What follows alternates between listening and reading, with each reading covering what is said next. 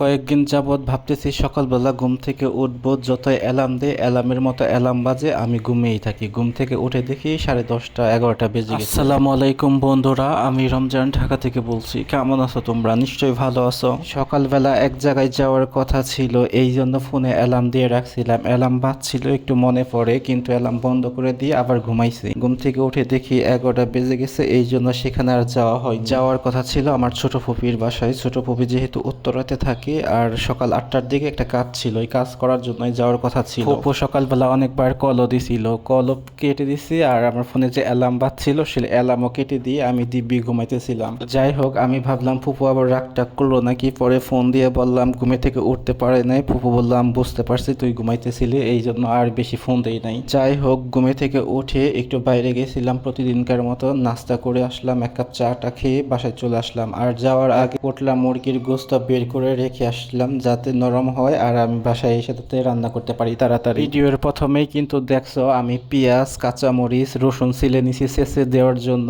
যেহেতু ফ্রিজে রসুনের পেস্ট নাই, রসুনের পেস্ট শেষ হয়ে গেছে। আদা রসুন পেস্ট অনেকদিন আগে শেষ হয়ে গেছে, অলসতার কারণে আর পেস্ট করা হচ্ছে না। বাজার থেকে আদা রসুন কিনে এনে রেখে দিছি। যাই হোক, আমি কড়াইয়ে তেলটা গরম করে পেঁয়াজটা ভালো করে ভেজে নিছি। আর তোমরা যে দেখতে পাচ্ছ আমি সব মশলাগুলো ঢেলে দিলাম। আসলে একটা একটা করে মশলা দিতে গেলে আমার বুঝতে পারি না আমি কোনটার পরে কোনটা দিব, পরে একটা বেশি হয়ে যায়, একটা কম হয়ে যায়, আর বিশেষ করে মশলাগুলো পুড়ে যায়। এই জন্য আমি সব মশলা একসাথে করে তারপরে দিই। এদিকে লুঙ্গি পরে রান্না করতে আসছিলাম, আর রান্না করে এসে দেখি প্রচুর পরিমাণে গরম, এই জন্য লুঙ্গিটা খুলে শর্ট প্যান্ট পরে নিলাম। প্রথমে মশলাটা ভালো করে কষিয়ে নিচ্ছি। মশলা কষানোর পরে এই যে মুরগির গোস্ত দিয়ে দিছি। আর দেখো, আজকে মুরগির পিসগুলি কিন্তু ছোট করি নাই, সব পিসই বড় বড়। মুরগির মাংসটা ভালো করে কষিয়ে দিয়ে এসে রুমের ভিতরে একটু টিভি ছাড়ছিলাম, দেখি রিমোটে কাজ করে না। এই যে দেখতেই পাচ্ছ, এখন সব রিমোটের থেকে ব্যাটারি খুইলা চেক করতেছি কোন ব্যাটারিতে কাজ করে। দেখি একটা ব্যাটারিও কাজ করলো না, এই জন্য টিভিটা আবার বন্ধ করে রেখে দিলাম। আর আমি আবার কিচেনে চলে আসলাম, মুরগির মাংসগুলো একটু ভালো করে নেড়ে চেড়ে দিতেছি, না হলে তো নিচ থেকে আবার লেগে যাবে। আজকে কিন্তু সেই রকম রোদ নাই, কিন্তু কেমন জানি ভ্যাপসা গরম পড়তেছিল, প্রচুর পরিমাণে গরম লাগতেছিল। দেখতেই পাচ্ছ আমার কিন্তু